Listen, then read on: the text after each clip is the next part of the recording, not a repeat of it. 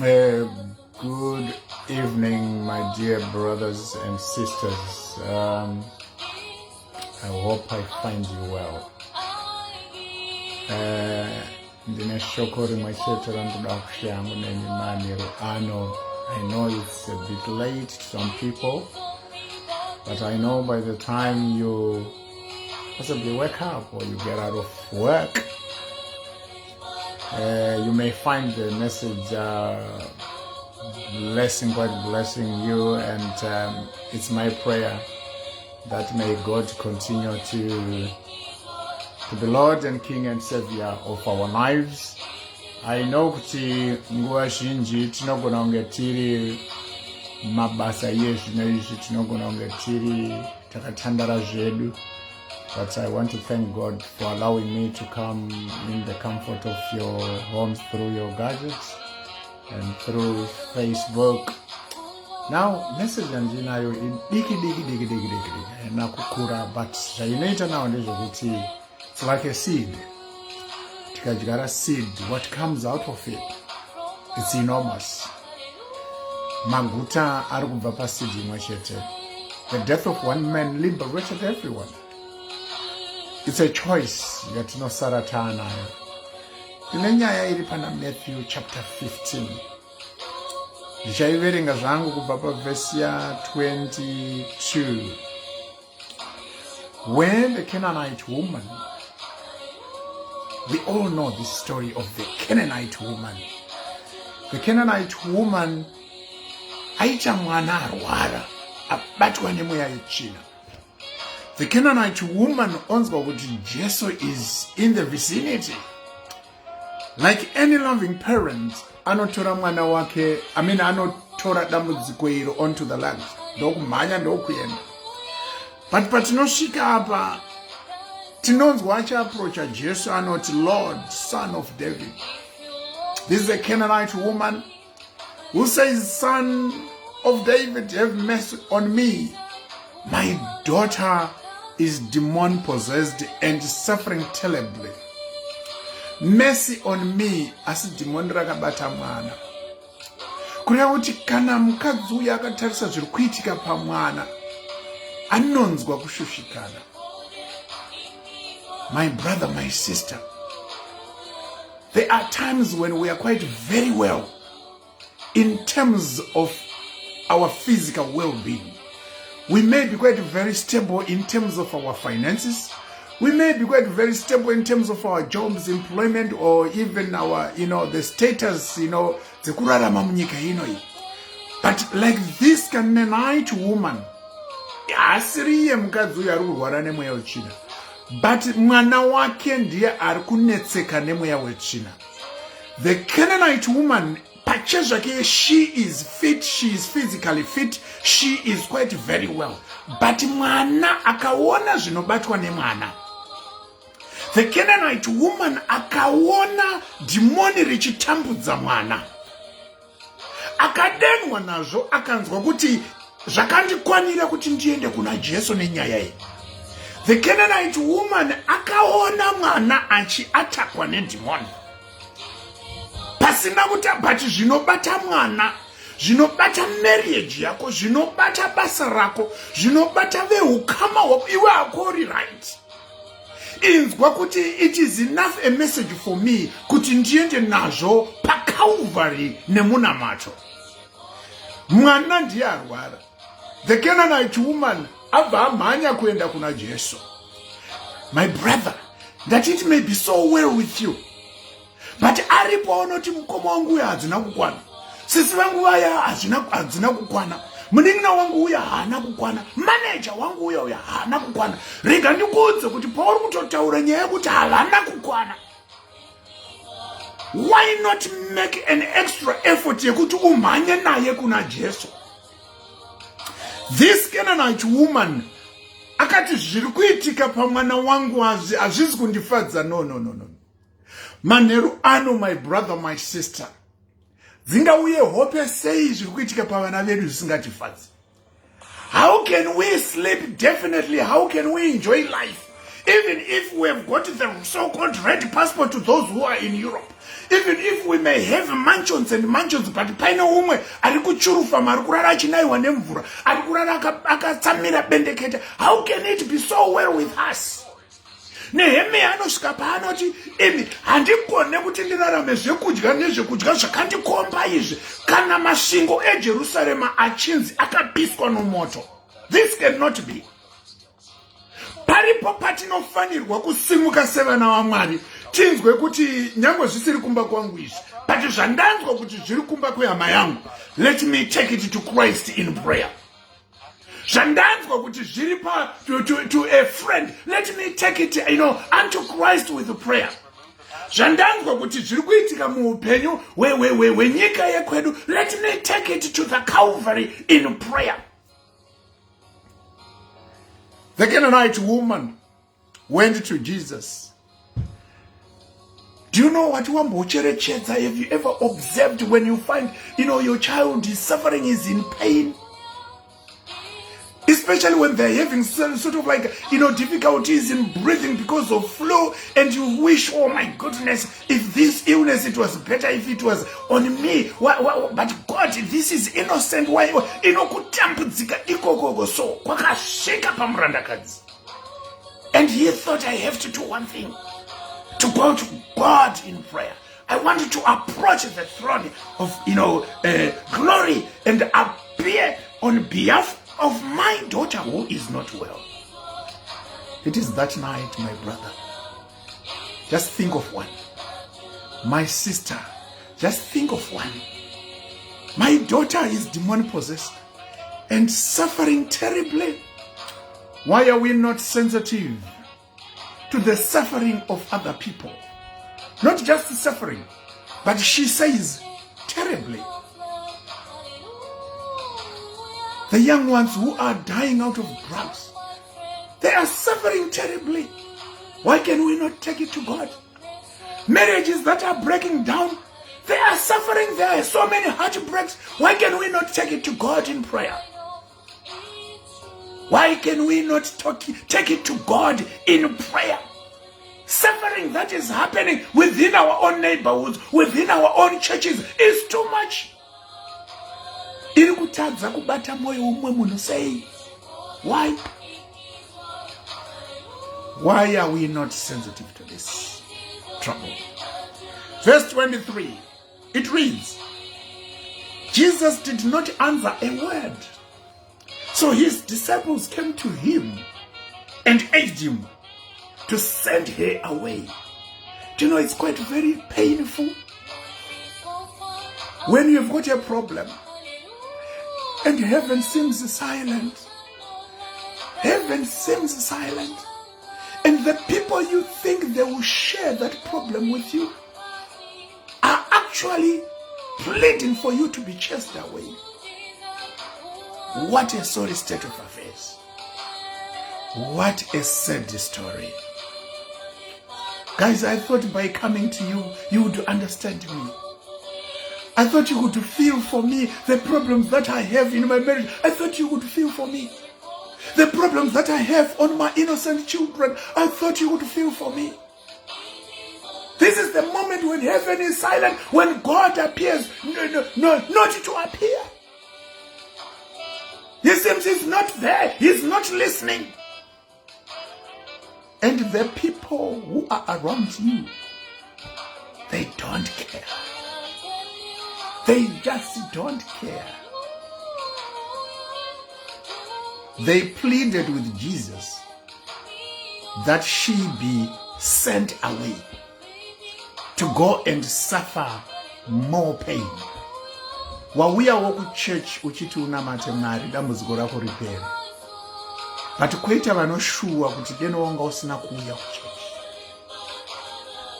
Uri kutoshuwa wokunamata Mwari, kutoshuwa wokupinda mupraise and worship kuti urumbidzo Mwari urimo. Kwoita vamwe vanoshuwa kuti mai idenge yatigarira pasi.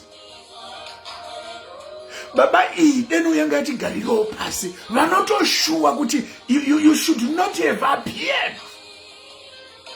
The disciples pleaded with Jesus to send her away. Verse 24. He answered, I was sent only to the lost sheep of Israel. Naimari. You can imagine. Saka mandita wekwaniko. Kwenga varipanda kanzwa wana makaitira zvinoshamisa. Kwenine mandita wekupiko. Kana moti makangoinga makwai ekwa Israel akarasika. Kwenini nyangwe kuri kwekuti ndisiri wekwa Israel, but takafanana pakurasika apa neniwo ndakarasika. Mukufunga kwangu ndakarasika. I need your mercy. Mumaonero angu zvino ndakarasika mambo Jesu. I need your mercy. Mumanzwira andinoita zvino mumasendiraini ndinorasika baba. I need your mercy. Jesu kubva mataura here shuwa mushoko renyu kuti chokwadi makainga vakarasika kwete ini. But ndikuuya kwamuri manheru ano ndichiti mukuita kwangu kwese ndiri murasiki. Handina pandinogona. Nenyaya yekuti mwana wangu ari kurwara. Nenyaya yehama dzangu dzandinoona dzichitambudzika. Vanorwara vachirwara zvokuti ndakatarisa ndinobvunza mubvunzo kuti kunoyedza here. Nditori murasiki kana ndazvifunga izvozvo. Ndiri murasiki Mwari. Mwari ndiri murasiki. Mwari ndiri murasiki. Jesu muri kuti henyu makangoinga vakarasika vekwa Israel. I may not be from that house of Judah, but ndiri murasiki. Pandakaona urwere uhwu ndakatombopomera. I deserve your mercy. Pandakarwadziwa nezvandakanzwa zvichitaurwa pavabereki vangu ndakatomborasika. Therefore I deserve your mercy. Pazvakataurwa pamudzimai wangu, pamurume, pahama neshamwari dzangu ndakatomborasika when I heard about it. Kana makatoinga vakarasika, nyangwe ndisiri muIsrael, neni ndakarasika. I deserve your mercy. I deserve your mercy. Hamungosununguri madhimoni. Mukadzi uyu ane kunzwisisa kuri kwekuti simba riri pana Jesu haringosununguri madhimoni ekwa Israel chete. Dhimoni riri kubva pa source 1. Whether raataka murungu, mubhoyi, mui, idhimoni riri kubva pa source 1. Satani ndi 1. Makainga henyu vakarasika verudzi rwaIsrael. I may not be one, but ndiri kufanana naiva vava. Pakunyepa kwangu ndiri kurasika saivo. I deserve your mercy. Hasha dzandinadzo ndiri kurasika saiva vava. So I deserve your mercy. Kufungira kwandinako ndiri kurasika ndinofungira saiva vava. So I deserve your mercy. I really deserve your mercy. Ndinoshoropodza vakomana, ndinoshoropodza. Yeah, munoiti constructive criticism or whatever. Aiwa ndinokriticize kubva kushizha kusvika to the root. Ndakarasika saiva Israel ava. I deserve your mercy. I deserve your mercy, Almighty God. I deserve your mercy. This woman understood. Kuti kana makangoinga vakarasika chete, titori pamwe chete muno, zviripo zvinotoitika. I deserve your mercy. My child is demon possessed, suffering terribly. Guys, let's go back to God. Verse 25. The woman knelt before him. Lord, help me, she said. She never stopped pleading for mercy. He replied, Jesus replied, it is not right to take the children's bread and toss it to the dogs. Giving it to the dogs, it is not right. Verse 27. Yes, it is, Lord. Hey. Yes, it is. You may say it is not right. It is. Version yandinayo pano yati akati, yes, it is. She said,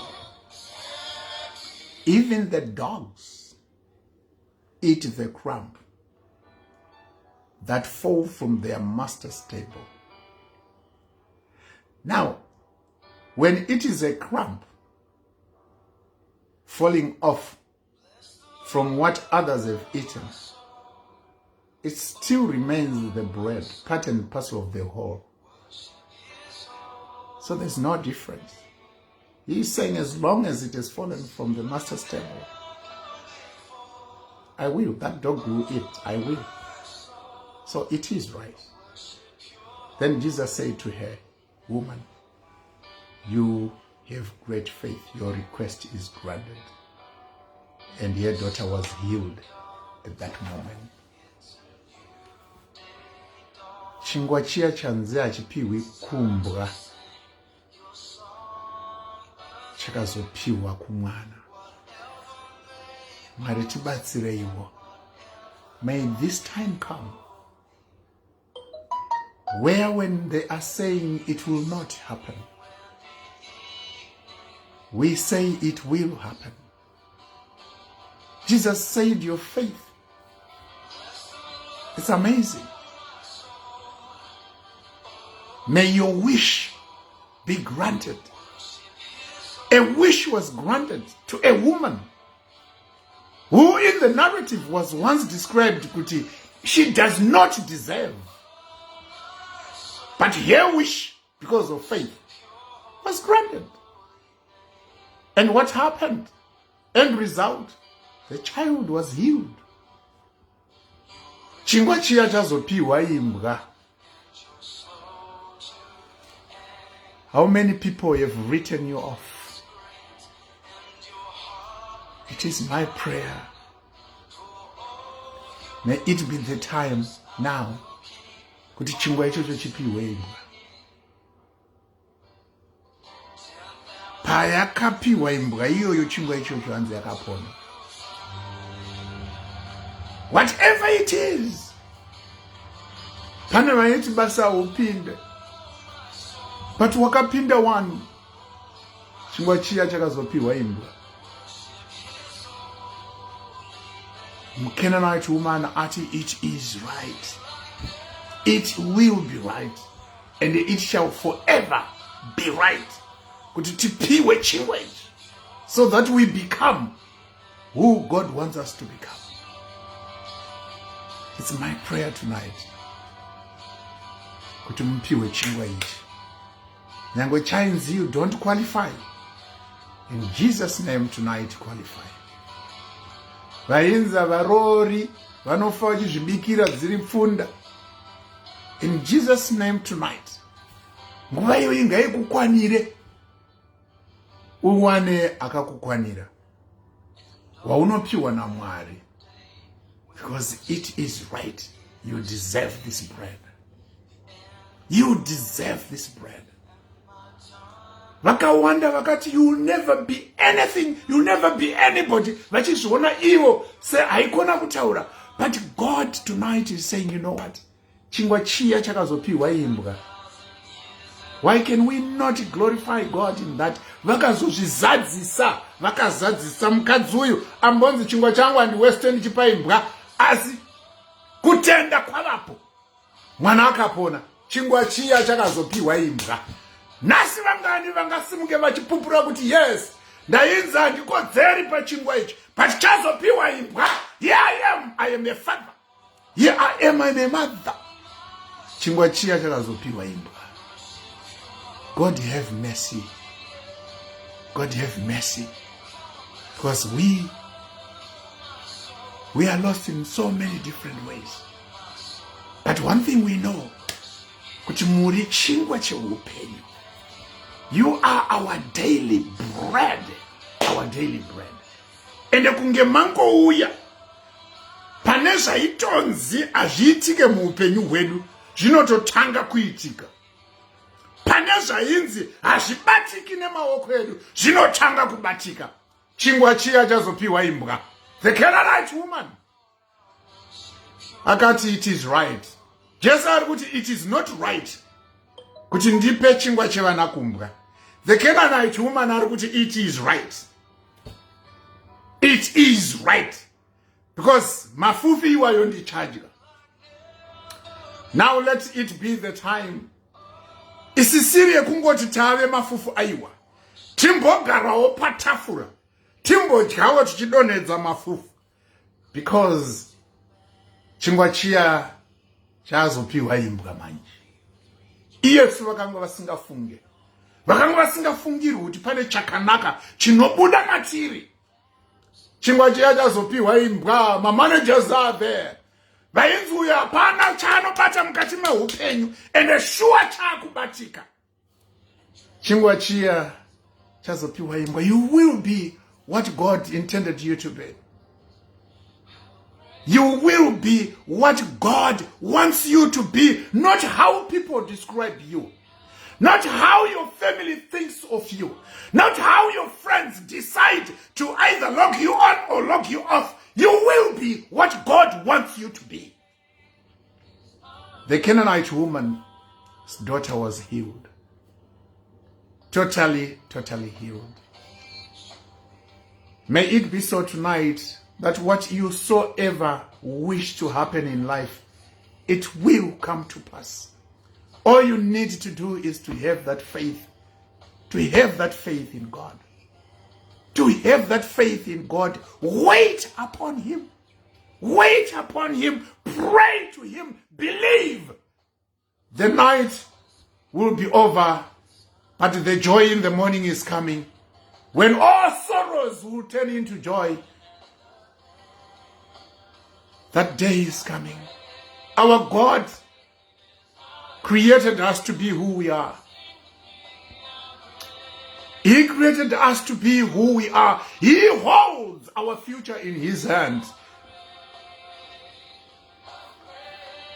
Our God is great and is going to do greater things that no man ever imagined in our lives, in our children's lives, in whatever we do, to even those that we meet. Harbor no bitterness, harbor no grudges. This Canaanite woman said yes to Lord Jesus, and her daughter was made well. Let's reserve in our hearts that space.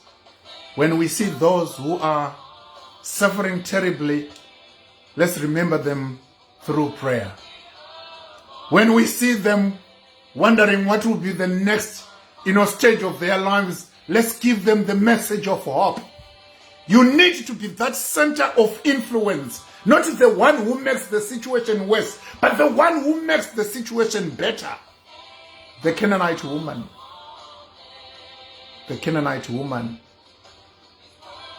said, it is right for me to partake of the crumbs that fall off from my master's table. Even if I may be lost, even if you are saying you came to the lost sheep of the house of Israel, but the way I am lost, I identify myself with those of the house of Israel. So you also came for me. Mwari wedu gari vatibatsire chingwa chiya chazopiwa imbwa. Tonight, mabasa ngaazaruke. May it be so in your marriage, in your relationship, in your family, in your children, in whatever you are doing. In whatever you are doing, mukadzi uyu akanamata, mungangonditi mbwa zvenyu, asi chokwadi nekuti I know kana makainga vakarasika, kana neni ndakarasika. I'm not going at the house of Israel because yamakainga kana vachipomba kana neni ndinopomba ndakarasika saka makainga neniwo kana house of Israel ichiba neni ndinoba saka makainga neniwo kana house of Israel ine hasha kana neni ndinadzowo hasha saka makainga vakarasika. We are the same. You came for me also. You came to die for me. Chingwa chiya chapiwa imbwa. The Canaanite woman, daughter was made well. She was healed. The daughter was demon free. Remember, the woman is not demon possessed, but faith abounds in her. But what she sees is in her family. So I'm saying what you see in your family, as you say, everything else is honky-dory, muupenyu wako. But what you are seeing, you really need to feel the pain. The same way this mother was feeling the pain of her daughter. You need to feel the pain. You need to take it to Jesus the same way the Canaanite woman took it to Jesus in prayer.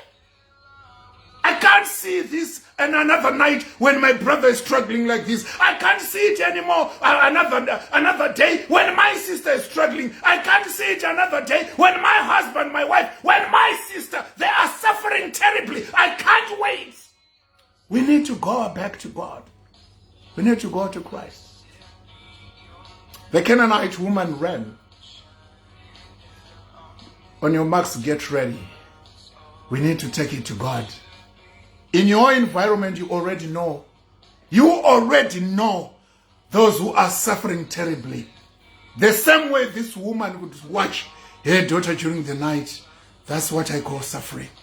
This is what I call suffering. When I look at my son, that's what I call suffering. I've got a nice job, but he doesn't. I've got a nice, a car, but I don't even know where he puts his money or where she does these things. We have it within our environment. We have it.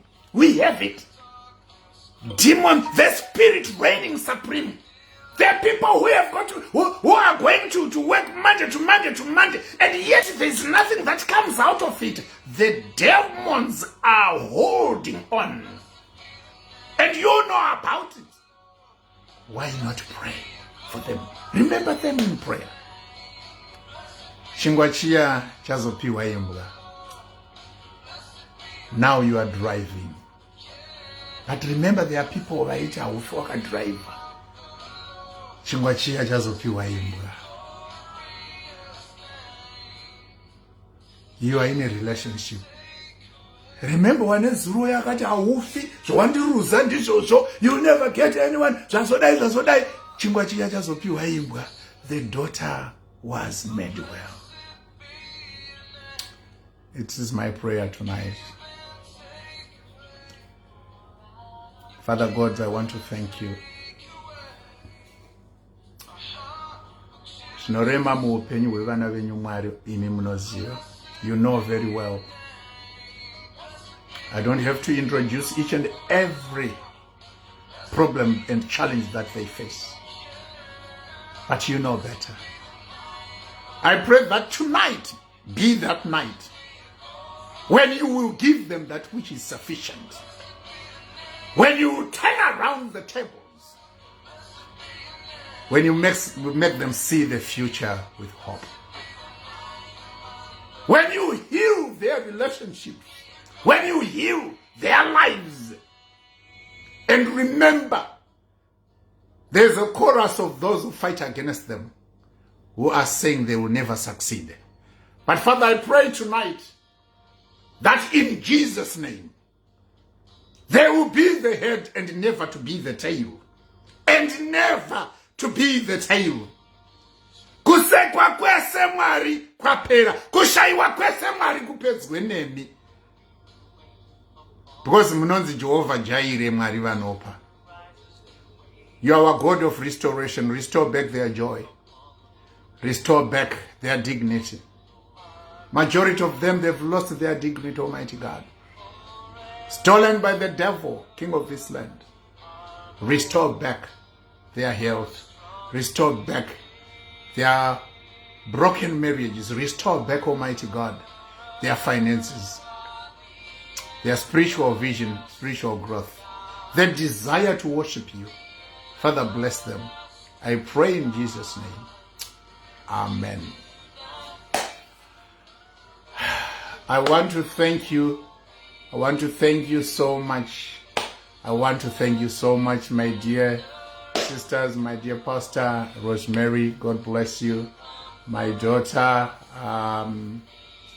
Zah, God bless you. My brother, Derek Maposa, God bless you. Remember, chingwa chiya chakazopiwa imbwa, there was change. Unstoppable, unstoppable, unstoppable. Tambunza atifanirwi, but taakufanira. Munyashaizi taenza atifanirwi, but now taakufanira. Chingwa chiya chakazopiwa imbwa. So that we become the new creation, the new creature in Jesus' name. Thank you so much. May God bless you. Good night. Tosangana msikamu zemberi. May God bless you.